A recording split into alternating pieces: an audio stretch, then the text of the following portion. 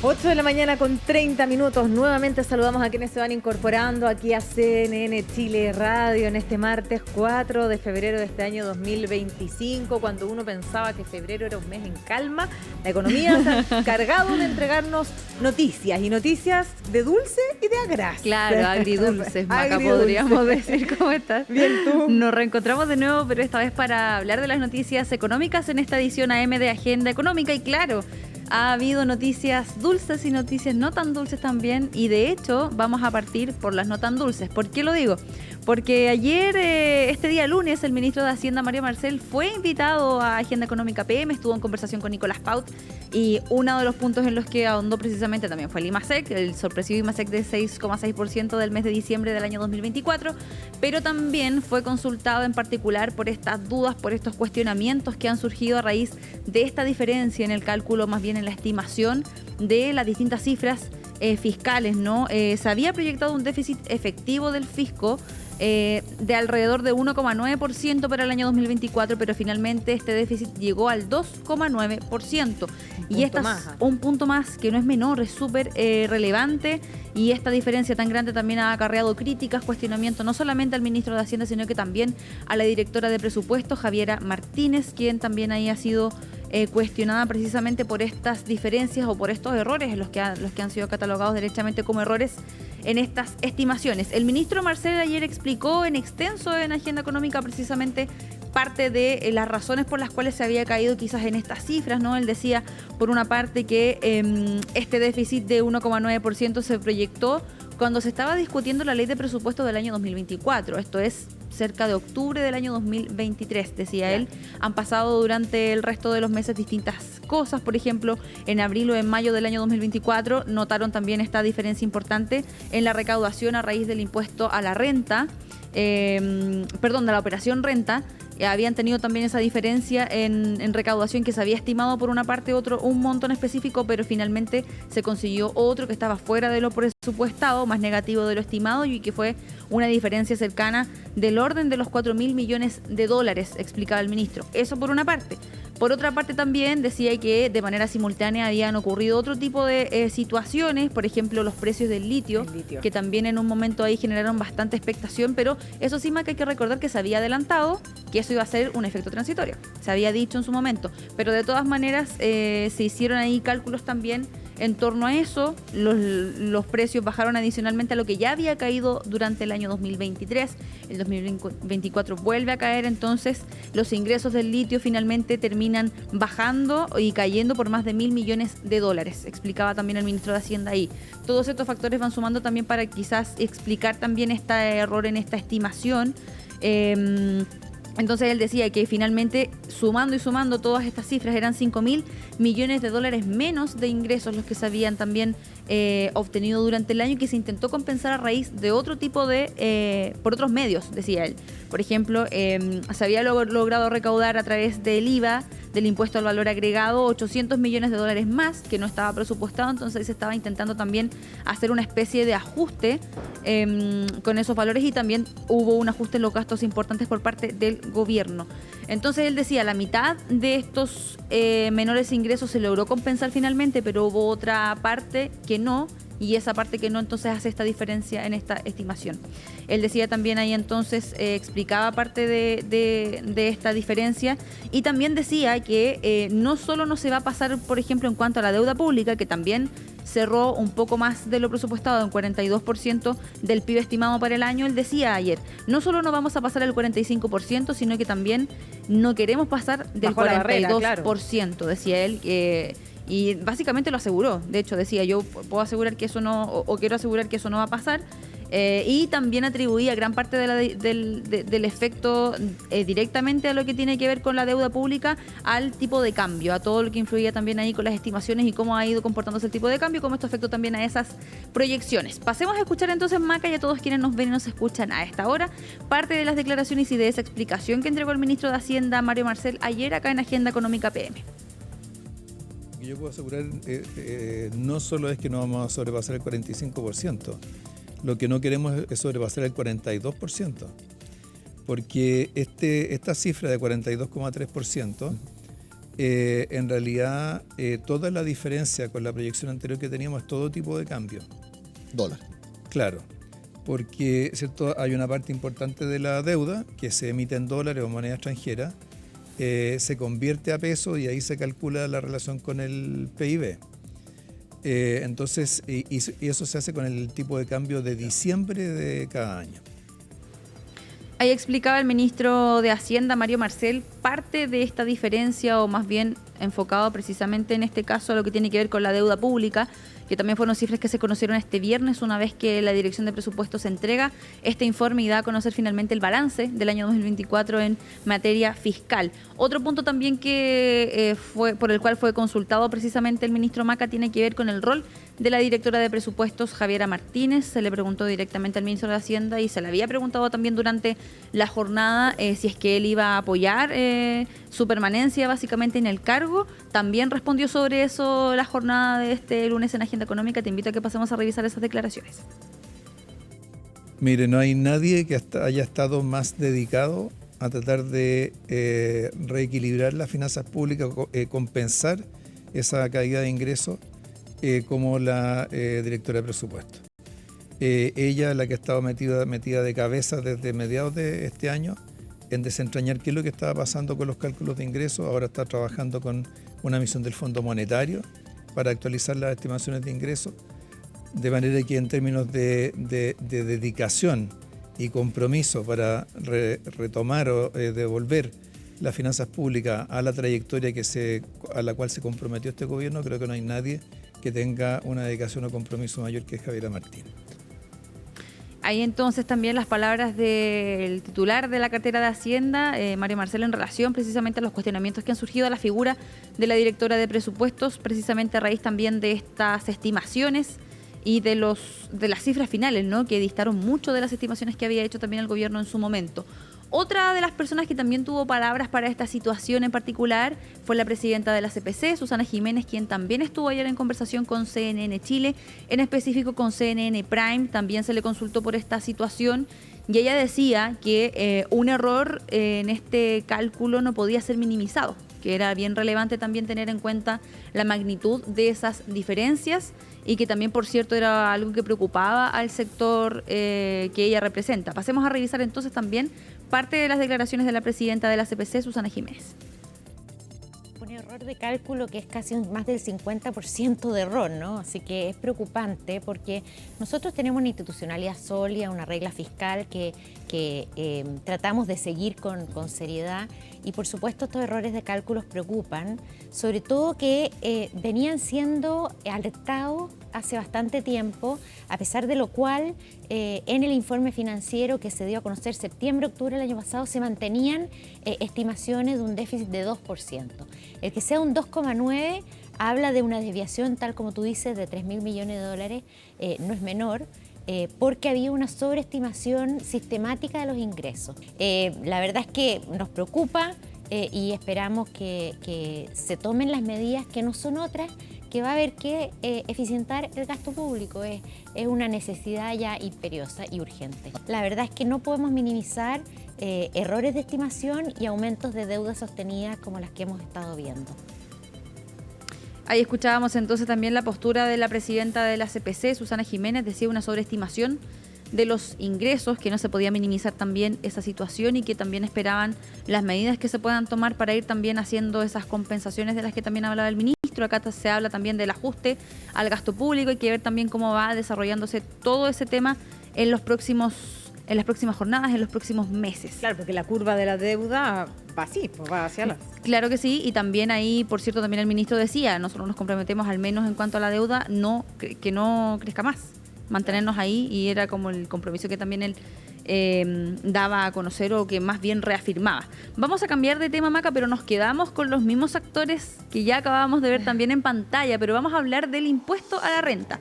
¿Por qué? Porque también el ministro de Hacienda fue consultado por este tema. Hay que recordar que este proyecto de impuesto a la renta se iba a presentar Primero se había dicho que en diciembre, había ahí también un par de dudas porque el gobierno ha estado en distintas conversaciones con distintos actores, con distintas ramas también de empresarios, de pymes, una de ellas, por cierto, también la CPC, la SOFOFA, para poder ir conversando y ir también intentando llegar a un acuerdo en cuanto a el impuesto de primera categoría. Acá, por ejemplo, conocimos la primera propuesta del Ministerio de Hacienda a inicios de diciembre, cuando ya había sostenido conversaciones con distintos actores, y esta propuesta contemplaba precisamente reducir el impuesto de primera categoría del actual 27% a un 25%. En primera instancia, los distintos actores, o más bien los sectores empresariales, sí se habían mostrado conformes con la rebaja, pero ellos insistían en que esta rebaja podía ser incluso mayor y que la idea era poder llegar o tener como referencia el piso de la OCDE, que son 23%. De hecho, los gremios pedían bajar el impuesto de primera categoría al 23%, que es el promedio de la OCDE.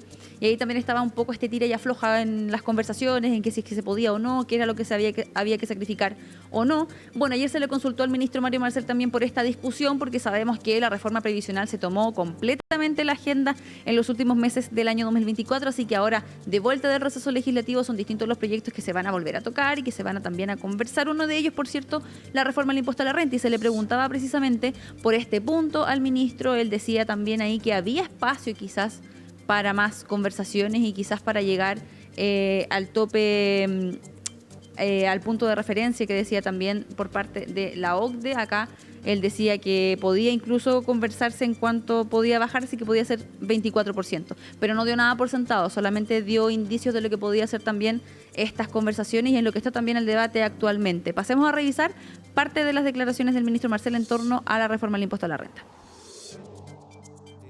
Hemos estado trabajando hasta ahora con una cifra de 25, pero estamos explorando si es que hay algún espacio adicional para reducirla, pero siempre en una lógica de compensación. ¿Podría llevarla a 23 fiscal, como ha pedido la CPC, la SOFOFA y gran parte de los gremios productivos? O sea, aquí yo diría el punto de referencia para nosotros es la mediana de los países de la OCDE, que es alrededor de 24%. ¿Ese sería entonces un nuevo objetivo? O sea, ese es un punto de referencia. Claro, hay que ver la compensación también a la cual se refiere y conocer los detalles ahí. Claro que sí, y decía al menos que no lo daba por sentado, pero sí se abría la posibilidad. Decía, bueno, nuestro punto de referencia entonces es este 24% y ya es un poco menor al 25% que ya estaba proponiendo, y que si bien, como yo te comentaba recién, Maca, los sectores ya estaban contentos porque iba a haber una rebaja, no estaban del todo satisfechos. Y por cierto que también, aprovechando que estaba Susana Jiménez también ayer acompañándonos en CNN Prime, se le aprovechó de consultar precisamente a una de las representantes de los gremios empresariales cuál era la posición que tenía también con esta flexibilidad de posturas quizás del gobierno. Pasemos a revisar la postura de la CPC.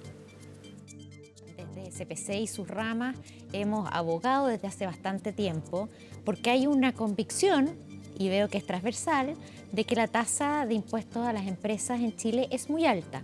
Estamos en un 27% y eso está muy por sobre de los países de la OECD, países desarrollados que ofrecen también otras condiciones atractivas para la inversión. Yo celebro la noticia, espero que efectivamente se ingrese un proyecto en que se rebaje la tasa corporativa, compensada, como dice el ministro. Nosotros la propuesta que hemos hecho es una compensación parcial a través de impuestos a los dividendos, con un tope máximo para los ingresos provenientes del capital, de modo tal que los inversionistas chilenos operen en las mismas condiciones que los extranjeros. Y tenemos un matiz con lo que se ha presentado, digamos, en forma general, por el Ejecutivo, que habla de desintegración, y eso nosotros creemos que es muy perjudicial, particularmente para las empresas más pequeñas. Claro, Maca, son distintos puntos también los que hay que considerar al momento de discutir reformas de este tipo. Lo decía también ahí la presidenta de la CPC, son distintos puntos. Por una parte también las medidas compensatorias que se van a tomar, pero también que alcanzar acuerdo no solamente en eso, sino que también en la baja final del impuesto. Pero eso es materia que vamos a seguir revisando en las próximas semanas. Lo más probable es que este proyecto se ingrese en marzo, cuando ya vuelva, se termina el receso legislativo del Congreso Nacional, así que también el debate ahí queda para largo en cuanto a los acuerdos que se van a alcanzar en materia de la reforma al impuesto a la y renta. además hay que, en ese sentido, bueno, hay varias reformas que son importantes. Bueno, una es esa, otra también será lo del sistema político o no, pero hay que aprovechar esta capacidad que tuvo el gobierno de conseguir votos y aunar acuerdos que alcanzó con la reforma de pensiones y para ver si es que ese ánimo también puede seguir para que puedan avanzar las distintas reformas. De todas maneras, de hecho, Maca, el ministro de Hacienda, Mario Marcel, la ministra del Trabajo, Janet Jara, también señalaban en su momento, cuando se aprobó la reforma previsional la semana pasada, ellos decían, acá es clave la perseverancia, el diálogo, que no fue fácil para nadie, ya fuimos todos testigos de que el debate se extendió por más de 2 años. Este proyecto se ingresó en noviembre del año 2022, así que también ahí hay un ejemplo de cómo quizás se pueden ir dando las conversaciones en otro tipo de proyectos que sin duda también son importantes para el país y para la ciudadanía y también para el sector empresa. Pasemos a otro tema, Maca. Nos quedamos también atentos a todo lo que va a ocurrir en relación al impuesto a la renta, pero vamos a hablar ahora sí de la cifra positiva, de la cifra dulce que conocimos entonces durante la jornada. Ayer nos sorprendíamos a esta hora de la mañana. Claro, estábamos sorprendidos, no solamente nosotros, también distintos actores del mercado. Nadie se esperaba esta sorpresiva cifra del IMASEC de 6,6% durante el mes de diciembre, del año 2024, y que permitió, por cierto, también sumar un par de puntos ahí a la proyección final del PIB con el que termina el año 2024. Esto, por cierto, yo te lo decía también, está sujeto a algunos cambios todavía. Hay que esperar también ahí la publicación de las cuentas nacionales para confirmar esta cifra. Pero queremos ahondar también en la situación económica en general, en lo que esta cifra significa, no solamente teniendo en cuenta que venimos arrastrando una situación bastante compleja desde el punto de vista del crecimiento, sino que también cuáles son las proyecciones y si esta cifra viene a cambiar en algo o viene a dar algunas luces de lo que podría ser el año 2025 en esta materia. Para eso vamos a tomar contacto de inmediato, Maca, con Rodrigo Montero. Él es decano de la Facultad de Administración y Negocios de la Universidad Autónoma de Chile. Ya lo vemos en pantalla. Rodrigo, muchas gracias por este contacto y por esta conversación con CNN Chile Radio. Buen día. Buenos días, Rodrigo. Hola Francisca, Macarena, buenos días. Un gusto saludarle y muchas gracias por la invitación. Gracias a ti por acompañarnos, Rodrigo. Primero, bueno, también conocimos parte de tus impresiones durante la jornada de este lunes en relación a este IMASEC. También se decía ahí parte de lo sorpresivo que fue, no se esperaba para ningún actor, si bien hubo cambios, decían distintos actores de mercado en las estimaciones para la cifra debido a las cifras sectoriales. No, nadie desesperó tanto cambio. ¿Cómo lo tomas tú también en relación a todo lo que significó? Sí, efectivamente fue una nota bastante positiva la que nos sacamos en el mes de diciembre. El consenso de mercado hablaba en torno a un 4, los más optimistas hasta un 4,5, 4,6%. Finalmente estuvimos 2 puntos porcentuales por sobre los más optimistas. Y hay elementos puntuales, diría yo, que explican este dinamismo tan elevado que tuvimos en el último mes del año pasado. Por una parte está el denominado efecto calendario, ¿no? Tuvimos 2 días hábiles más que en el mes de diciembre del año 2023. Y eso, según estimaciones, le imprimió al menos 2,5 puntos al IMASEC. Entonces uno descarta, digamos, el efecto calendario, ya retrocedemos a un 4%, que es un número bastante más cercano, digamos, a lo que es nuestra real capacidad de crecimiento. Y por cierto, hubo también un dinamismo bastante positivo de la minería. Las cifras sectoriales o las cifras de crecimiento en Chile siempre están muy influenciadas por lo que ocurre con la minería, en virtud de su peso específico. A veces la minería nos juega a favor, a veces nos juega en contra. En este mes en particular, en el mes de diciembre, que es que estamos comentando, la minería aportó significativamente al dinamismo de la actividad económica. Y también no olvidemos que la base de comparación no era muy exigente. En diciembre del 2023 la economía prácticamente se mantuvo estancada y por ende también cualquier crecimiento que experimentáramos en diciembre del año pasado iba a manifestarse con fuerza en los números y eso fue lo que finalmente terminó ocurriendo. Sí, yo quisiera hacerte una pregunta también, Rodrigo, porque explicaba ayer el ministro de Hacienda en conversación aquí con Agenda Económica, porque esto es comparado con, si no lo recuerdo, con del año 2022, de enero, que enero alcanza de 2022. También alrededor de 7,6%, pero él decía, bueno, es una circunstancia completamente distinta porque veníamos muy impulsados por los retiros y por esta capacidad de mover el mercado con todo este dinero que circulaba a propósito de esa situación. Por lo tanto, es muy distinto a este 6,6%. Por lo tanto, esto es una golondrina que no hace el verano o nos puede sentar la base para poder tener mejores meses futuros, entendiendo que la minería también pasa por un muy buen momento a propósito de la transición energética y de los grandes proyectos también que vienen aquí a Chile. Sí, buena pregunta. Y mira, y efectivamente diría yo que la minería va a seguir aportando positivamente durante este 2025. Ahora, el punto de fondo ¿es sostenible este 6,6% en el tiempo para una economía como la nuestra? Yo te diría que no es sostenible y tampoco es sano. Y esto puede sonar un poquito contradictorio.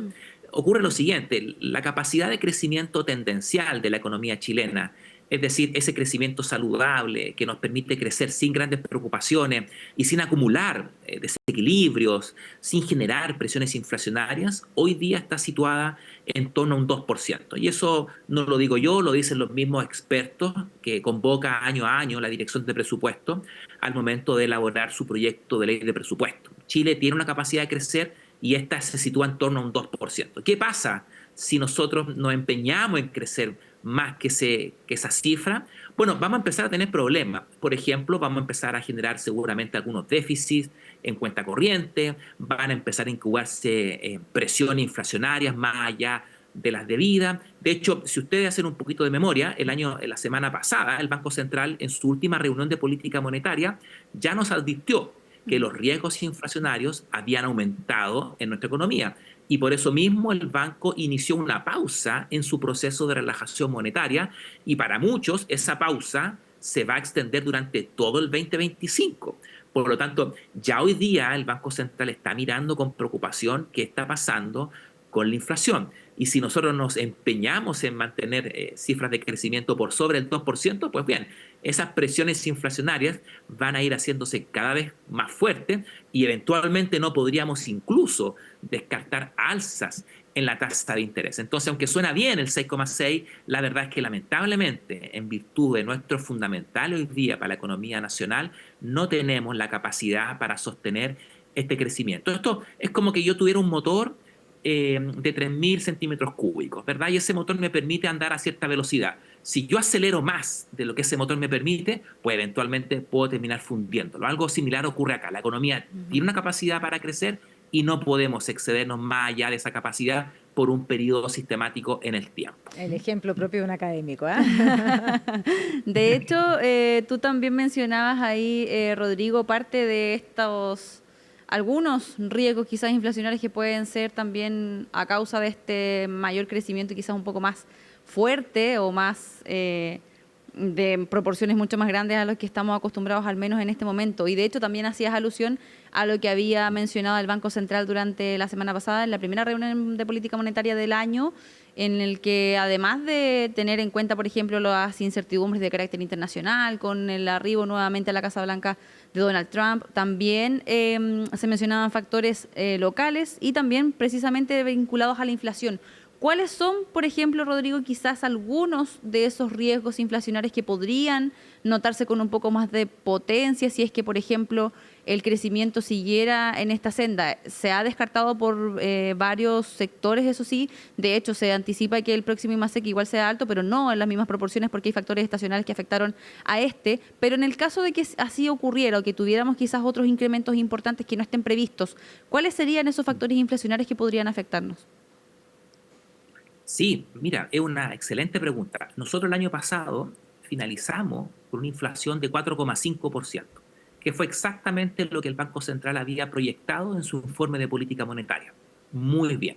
Ahora, cuando uno atiende la cifra de inflación subyacente, es decir, aquella serie de inflación que refleja de mejor manera las verdaderas presiones inflacionarias que hay en nuestra economía, esa inflación subyacente se ha estado acelerando en el último tiempo. De hecho, en el mes de diciembre cerró en 4,2, pero viene subiendo. Y eso es una voz de alerta, digamos. La inflación subyacente es la que muestra realmente la temperatura de la inflación en una economía. Y ahí tenemos un problema que aún no somos capaces de controlar. Si a eso le sumamos que todavía estamos viviendo el shock de las tarifas eléctricas, durante el mes de enero se producía el último ajuste. Claro.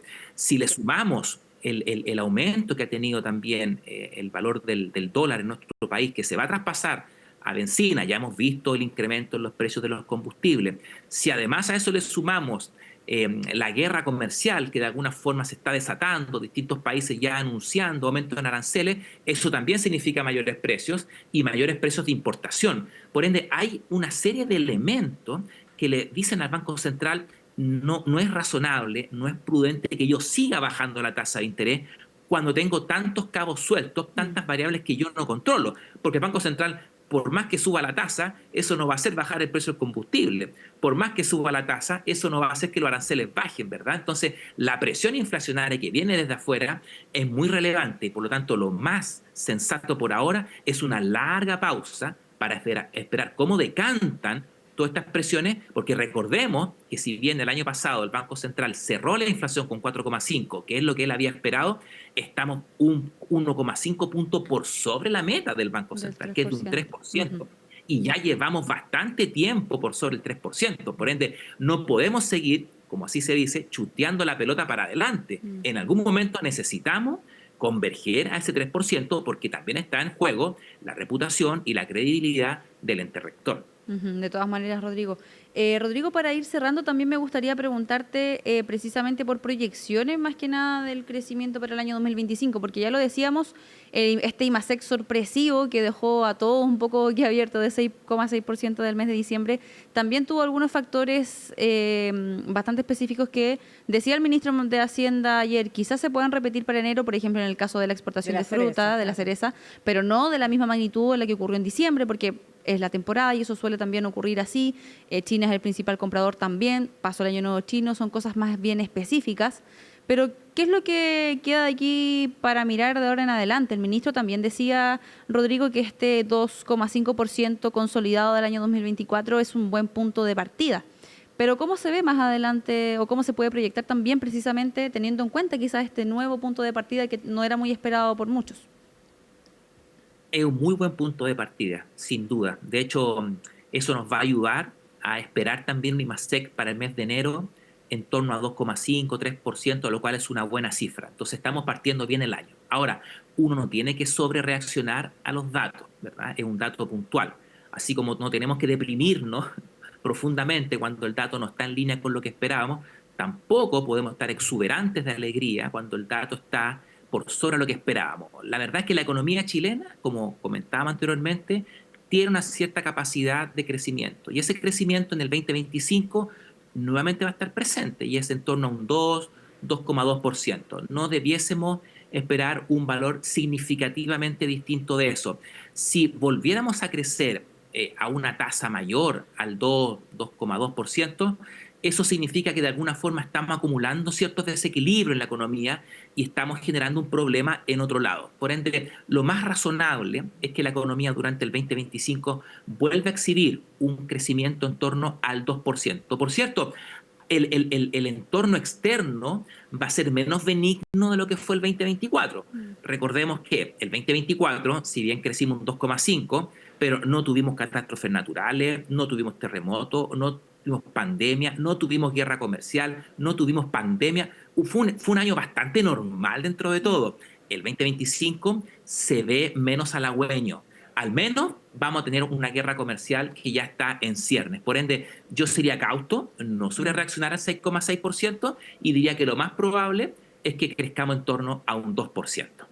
Perfecto. Ahí importante entonces, el análisis, porque claro, sí, no hemos tenido años tranquilos en el último tiempo y eso también impacta. Así que sabemos que la cifra es vulnerable y quedarnos con el 2%. Sí, de todas maneras. Llamado a la cautela que hace Rodrigo de también. hecho, también el ministro ayer cuando analizaba la cifra le ponía su tono de cautela. Se mostraba contento, pero tampoco sobre reaccionando, porque él también ha dicho varias veces que las cifras se analizan en su conjunto y no solamente mes a mes. Rodrigo Montero, decano de la Facultad de Administración y Negocios de la Universidad Autónoma de Chile. Muchas gracias por este completo análisis y esta conversación acá en CNN Chile Radio. Que tenga muy buen día. Buenos días. Muchas gracias a ustedes también. Un abrazo. Gracias. Adiós. Interesante el análisis económico, además Sí. que harto nos ha dado por estos días. Sí, que ha dado harto de qué hablar. 8:50 y casi las 9 de la mañana, Maca, y antes de terminar yo les cuento que vamos a tener noticias también durante esta jornada, ya lo adelantábamos en los titulares. Esta jornada el CERNAC va a dar a conocer detalles de este procedimiento voluntario colectivo con Enel. que va a beneficiar a cerca de 800.000 hogares que sufrieron los cortes eléctricos en agosto, que fueron cortes bastante prolongados, en algunos casos, Maca, de hasta 2 semanas. Y hay que recordar también que hace muy poco se conoció la multa que se cursó a Enel por parte de la Superintendencia de Electricidad y Combustibles, precisamente por esta misma situación. Fue una multa, un hito, decían también, porque fue una multa de carácter de una envergadura bastante grande, 280.000 unidades tributarias mensuales, equivalente a casi 19 millones de dólares. Así que vamos a quedar atentos también ahora a cuáles van a ser esas medidas compensatorias para estas familias que tuvieron no solamente daños en sus hogares. Hay que recordar también, Maca, que hubo pérdida de vidas de personas electrodependientes durante esta situación, así que relevante también ese punto. Seguimos con noticias económicas bastante relevantes, así que un febrero bastante movido, al menos para nosotros acá, los que nos quedamos acá. Y al corto andar, 4 de febrero recién. Gracias, Fran. Nos vemos más rato, chao. Ahora sí, 9:00 de la mañana, vamos a ir a la pausa muy breve. Ya volvemos con todos los análisis más aquí en CNN Radio.